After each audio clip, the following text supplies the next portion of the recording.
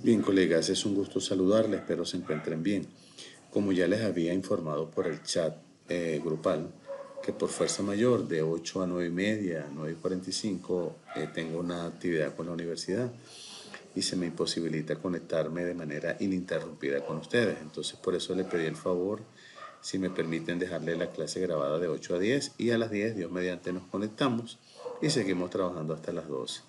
La clase de 10 a 12 queda evidentemente grabada en Teams y esta la estoy grabando bajo otra plataforma. Bien, la semana pasada, específicamente el sábado, perdón, el martes, estuvimos trabajando con el tema de las ventajas de, de la gerencia del cambio y la readaptabilidad o la readaptación laboral. Vamos a hablar ahora un poco de la desventaja que representa el teletrabajo en este proceso de readaptación laboral. Bueno, una de las cosas es que si no se toma cartas en el asunto puede generar sedentarismo, ¿verdad? Y de alguna manera, si es cierto, está probado, puede generar pues algunos problemas físicos. Recuerden que el estar más de 45 minutos sentados de manera ininterrumpida, los médicos y especialistas recomiendan al menos una pausa de 10 minutos entre caminar un poco, ir al baño, tomarse un café, lavarse la cara, estirarse un poco, ¿ok? Entonces, esa es una desventaja, no la podemos negar. Otro es que es posible que el mismo proceso de estar trabajando de manera remota genere una brecha, una distancia tecnológica, ¿verdad? Porque pues nos concentramos solamente en el trabajo y no vemos otras opciones. Entonces tiene que haber alguien, en este caso los departamentos de tecnología, mirando esa parte, ¿ok? Sí es un poco más complejo, o un poco más, no, es más complejo controlar y evaluar la productividad y el rendimiento de los trabajadores. Por eso acá necesitamos abocarnos a algunos KPI. Puede provocar algún aislamiento, eso es cierto, porque recuerden que venimos de una filosofía o de un tema cultural de estar todos en una misma área como organización interrelacionándonos. Pero entonces al generar este distanciamiento, pueden ocurrir cosas como incluso se las mencionaba el último sábado presencial que estuvimos, como que pierdo el interés en utilizar ropa adecuada, ropa de trabajo, porque estoy en mi casa y posiblemente el tema de la revisión o la validación de mi tipo de vestimenta no pasa a un segundo plano, ¿verdad? Entonces eso también puede provocar un aislamiento en el tema de las relaciones interpersonales. Eso es consecuencia. Puede aumentar el riesgo eh, de, de estar más tiempo en la computadora, es decir, de no desconectarse a los horarios requeridos. Entonces, eso es una desventaja para el trabajador.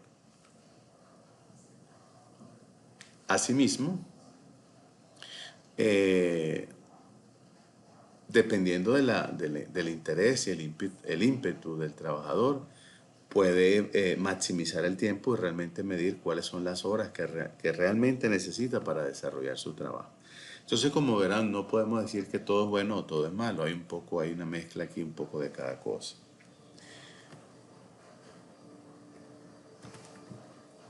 Eh, Ahora bien, nosotros también trabajamos un poco, esto lo voy a manejar de resumen, eh, la, para lograr una readaptación laboral, es importante tomar en cuenta que es un cambio y por ser un cambio va a generar un impacto y ese impacto afecta a las emociones. Por lo tanto, tenemos algunas recomendaciones cuando nos enrumbamos en un proceso de cambio eh, en una organización, incluido el tema de el trabajo remoto. Entonces, uno es dejar muy claramente los objetivos. ¿Cuáles son los objetivos que persigue esta gerencia del cambio, esta gestión del cambio, este proceso de cambio? Porque si yo lo que quiero es que sea temporal, entonces yo lo tengo que enfocar a que el trabajador va a estar de manera temporal trabajando desde un lugar remoto. Si es un cambio radical, es decir, que es más el tiempo que va a estar remoto que el que va a estar en la oficina, entonces yo debo tener claro cuál es el objetivo de esos procesos para readaptarlo a ese cambio. Igualmente hay que definir cómo van a ser y cuáles van a ser los canales de comunicación que vamos a estar administrando para este proceso. Porque lo que no se puede perder es la comunicación, ¿verdad? Entonces, los canales de comunicación, las formas de comunicación, de hecho deben surgir reglas o normas de comunicación remota. Eso debería existir, ¿ok? El proceso de formación, capacitación y desarrollo no puede desaparecer. Bajo ninguna circunstancia. Que cambie el método puede ser, pero que esa estrategia nunca esté minimizada porque por supuesto que nos va a impactar buscando la excelencia, la calidad, la competitividad, la productividad, el elemento diferenciador, ¿ok? ¿Cuáles van a ser las herramientas de control? Prefiero usar la palabra herramientas de gestión. O sea, ¿cómo voy a saber yo que un trabajador no solamente cumplió con sus horas, sino que desarrolló el producto? Aquí hay pudiésemos decir, una controversia. Tal vez no un problema, sino una controversia. Y es que si la persona está en un lugar remoto trabajando, pero logra cumplir con las metas, pareciera que el tema horario pasa a un segundo plano. Claro, la idea es que el trabajador tenga su carga normal de trabajo, su carga laboral, y eso lo lleva a utilizar las 8 horas de forma remota. Sin embargo, al principio debe haber una readaptación, porque son factores que van cambiando. Por ejemplo, yo me levanto, me preparo, por ejemplo, el desayuno, me doy una ducha y ya yo estoy listo para trabajar. Pero antes no.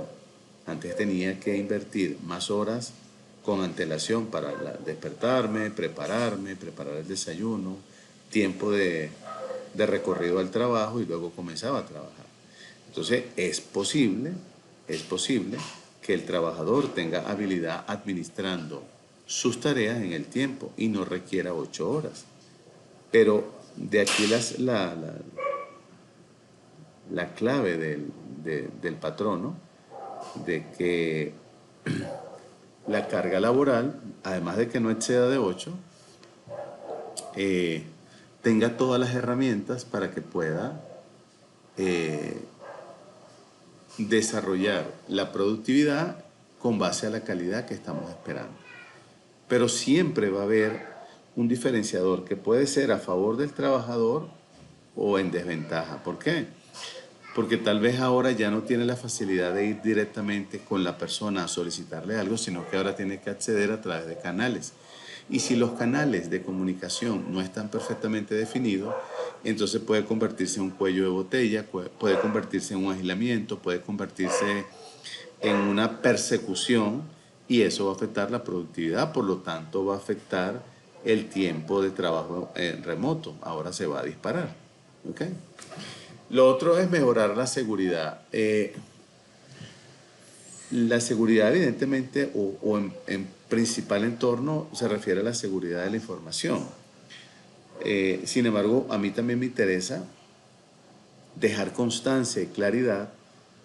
Por ejemplo, fíjense, ¿qué pasaría si un trabajador se le propone ir a trabajar remoto y él decide que sea su casa? La carga de trabajo está estabilizada. Los medios de comunicación, trabajador, empresa o patrono están estabilizados. Y sufre un accidente laboral, o mejor dicho, no, perdón, sufre un accidente en horario laboral, pero estando en su vivienda. Entonces hay que revisar muy bien el contrato, porque eso no lo establece la ley. Es decir, la ley establece que usted tiene un accidente en su lugar de trabajo, la organización le tiene que responder, ¿verdad? Pero ahora su casa es su lugar de trabajo con aprobación del patrono y con permisología suya, pero la pregunta es, ¿cuán acondicionado está su casa? O simplemente en horario de almuerzo, usted se cortó la mano porque estaba preparando una comida, porque está en horario de almuerzo, para usted o para sus hijos, o su esposo o su esposa. O simplemente el contrato no dice nada de las normas de seguridad. Entonces queda un vacío y ese vacío entonces vienen los problemas. Entonces cuando decimos mejorar la seguridad, no solamente la seguridad de la información, es dejar claro cómo se van a manejar riesgos de accidente en la casa. ¿Okay? El otro es la supervisión periódica. La supervisión periódica, yo particularmente, Roberto López, les recomiendo que esté basado en que usted le pueda pedir al trabajador que todas las tardes, antes de cerrar su conexión, le envíe un correo, le envíe a través de un medio oficial un breve resumen de su desempeño. Si logró todas las actividades planificadas, qué le quedó pendiente, cuáles son los pasos para el día siguiente retomar el pendiente, cómo lo va a resolver, con quién quedó pendiente. Una cuestión que sea precisa, ¿verdad? Entonces, porque más allá de eso, usted también como patrono debe indicarle que tal vez en ciertos periodos se va a presentar en la oficina a, pues a dar un resumen, pues a dar parte de lo que ha venido trabajando. Y la protección de los datos que decía, no solamente la seguridad física, sino de la información, tener claridad del nivel de riesgo que tiene la información que usted maneja. De tal manera que entonces usted, patrono, le debe proveer las herramientas de seguridad y de protección de datos. ¿Ok? Bien. Entonces aquí estábamos hablando de la readaptabilidad, ¿cierto? O readaptarme a este proceso. Eh, Luego vamos a hablar ahora dentro de la gerencia del cambio, ¿verdad? Pues, ¿qué es un cambio? Un cambio eh, es una readaptación, pero se torna compleja eh, cuando las condiciones no están dadas. O sea, el cambio es constante. El cambio es constante. Pero si la gestión del cambio no tiene, digamos, una planificación, no tiene un involucramiento y sobre todo no tiene unas metas claras, entonces puede pasar a ser cualquier cosa que uno crea que es un cambio y no es un cambio. O sea, un cambio debe tener una meta. Esa meta debe tener un plan. Ese plan debe tener varias fases y esas fases tiene actividades a desarrollar por persona, ¿verdad? Por lo tanto, yo debo estar claro que la gestión del cambio es un proceso estratégico. Ahora, ¿qué implica, como lo dice allí? Planificar, implementar, ejecutar, monitorear, adaptar, ¿verdad? Porque ¿qué es lo que buscamos? Buscamos la excelencia. Pero es importante que nosotros partamos de un proceso planificador, que sepamos a dónde queremos ir. Esto tiene que ver con la visión de la organización. ¿Okay? Igualmente, podemos decir que es un enfoque sistémico porque abarca ampliamente la organización y está buscando es una transición para llegar desde un estado inicial a un estado deseado de éxito, de cambio. No debe ser, es decir, el cambio se maneja como un proyecto, pero el proyecto es finito, pero cuando el proyecto termina, el cambio debe quedar adaptado, implementado y pasa a ser una actividad operativa normal, porque ya los cambios, las bases se han sentado y trabajamos en función de ellas. Eh, Otro de los elementos que hay que ver es el tema de la tecnología. Nosotros tenemos que ver, dependiendo de la organización, su presupuesto y el tipo de organización, si la incorporación de nuevas tecnologías o avance tecnológico nos va a dar elementos más competitivos. Eso yo lo tengo que validar, ¿verdad? O sea, no solamente cambiar, sino también cambiar acompañado de. Esto nos puede llevar entonces de alguna manera a ser más competitivos. Nos puede llevar a ser más competitivos, ¿verdad? Y de alguna manera, cuando el cambio está ya madurado, está ya dando paso, puede ayudar a resistir, puede ayudar a la resistencia que tienen las personas a abordar este cambio. ¿Ok? Entonces, otro de los enfoques de la gestión del cambio es buscar minimizar la resistencia, buscar nuevos aliados, de tal manera que la organización se despreocupe ahora de la resistencia y se ocupe ahora de los cambios que de alguna manera deben llevar al éxito de la organización.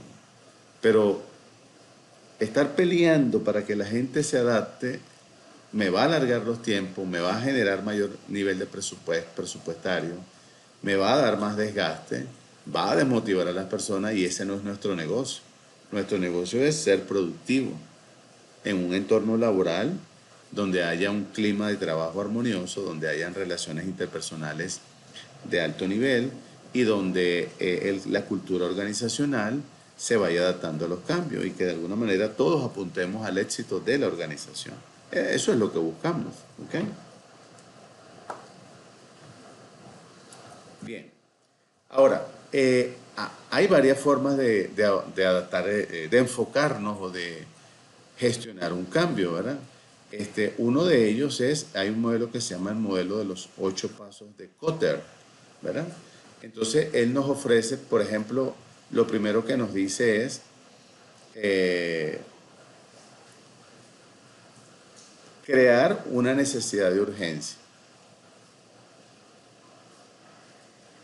Crear una necesidad de urgencia, es decir, que veamos que este cambio no puede esperar hasta que la gente se adapta, ¿no? Tenemos que ir en el camino cambiando, engrasando, adaptando, reconfigurando. Eso es lo primero, eso es lo primero. Lo segundo, debe haber una coalición. Cuando hablamos de una coalición debe partir de la directiva. Debe haber alguien que se llame sponsor, líder, promotor, que impulse este cambio. No puede ser un cambio aislado de una, dos, tres personas y que no tenga basamento de la organización a nivel de liderazgo. Entonces debe crearse una necesidad de urgencia y debe dejarse claro ante todos la necesidad del cambio y el porqué de los cambios.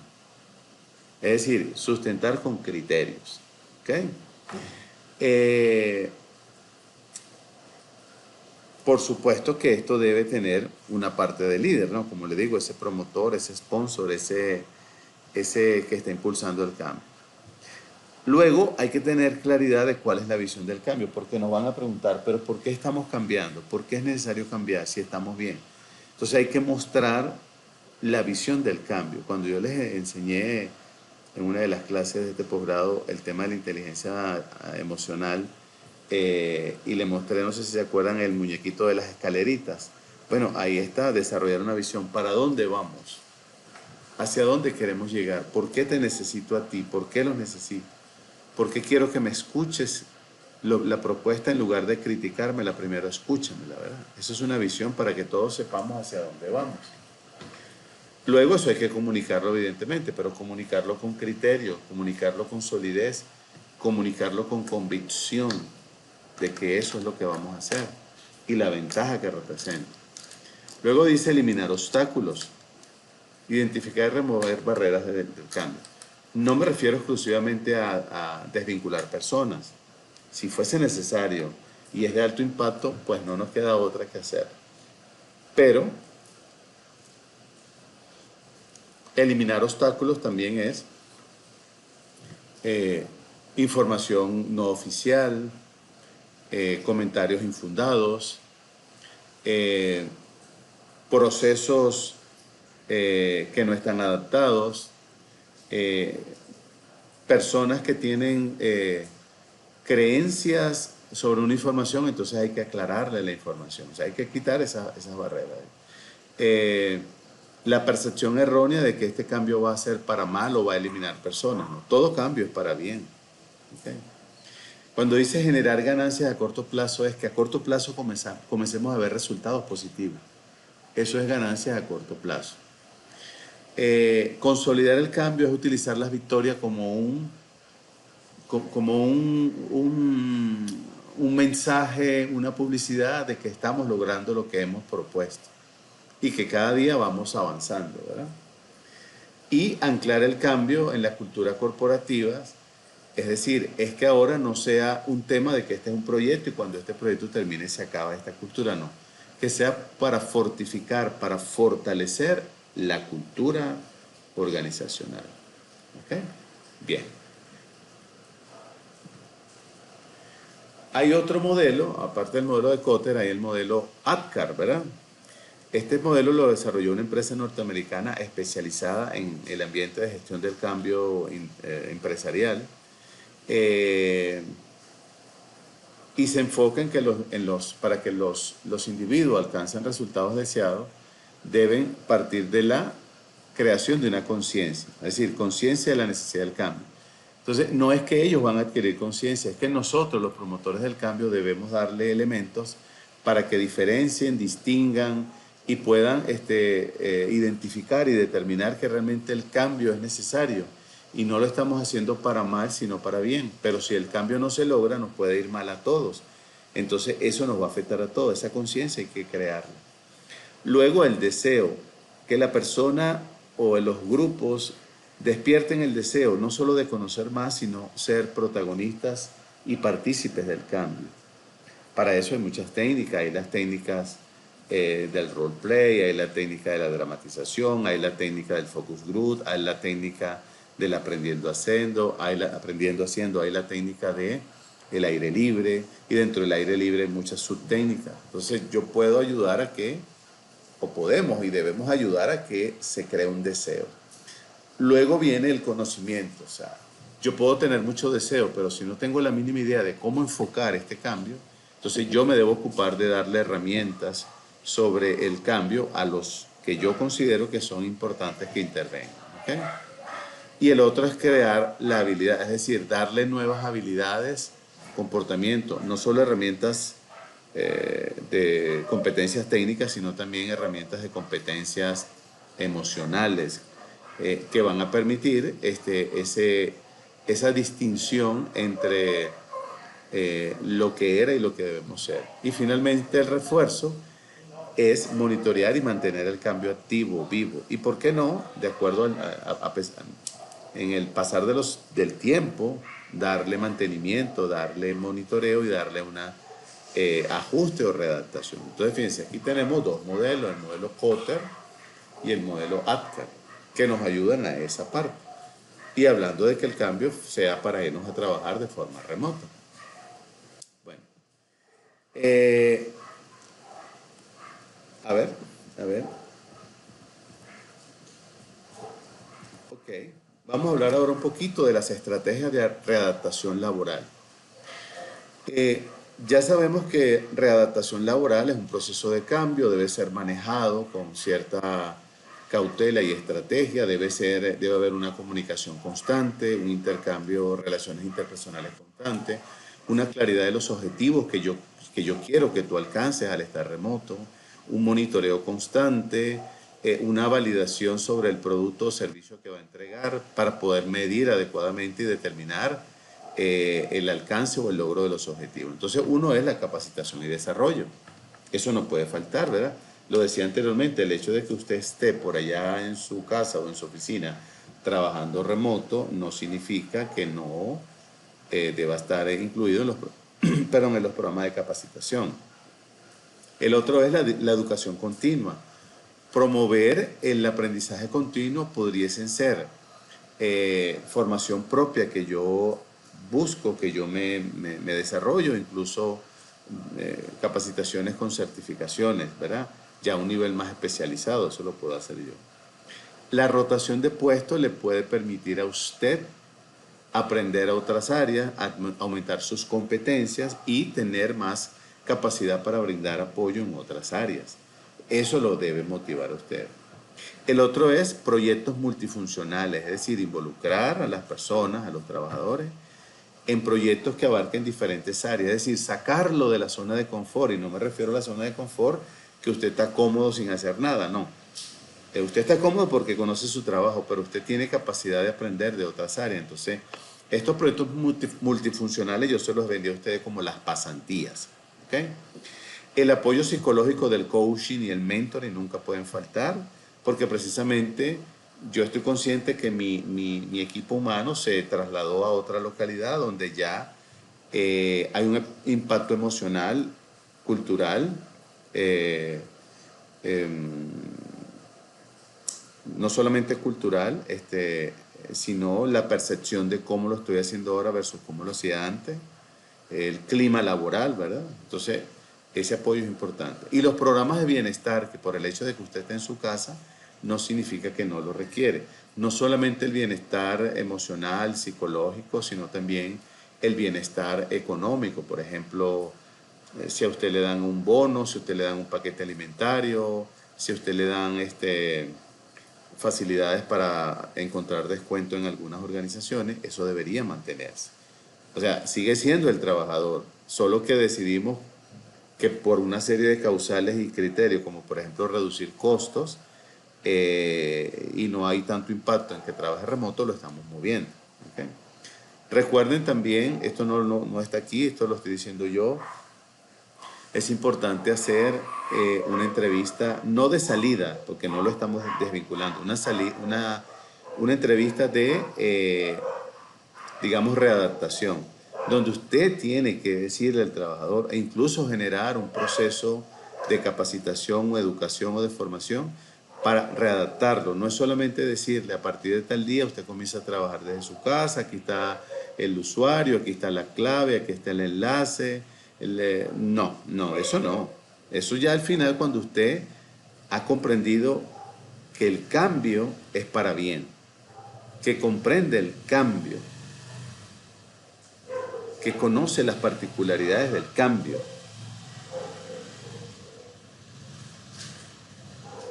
y que evidentemente usted está de acuerdo. ¿Ok? Bien. ¿Tiene un impacto en el cambio organizacional? Sí. Primer impacto puede ser que quede un poco vacía la organización. Puede ser que sus costumbres ya no las puede manejar en el lugar del trabajo. Para algunos su moral se ve afectada, sobre todo aquellas personas, hombres y mujeres, que les gusta estar en la calle activo o les gusta vestir todos los días con traje o con ropa, digamos, de trabajo adecuada. Entonces, eso puede afectar la productividad del trabajador. Por eso hay que buscar primero una preparación para dar el salto, que es la readaptación, a este modelo. ¿Ok? Otro es los retos. No nos confiemos, o sea, de que la gente lo va a hacer como cachorrito domado, y me perdonan el término, no. Va a haber resistencia.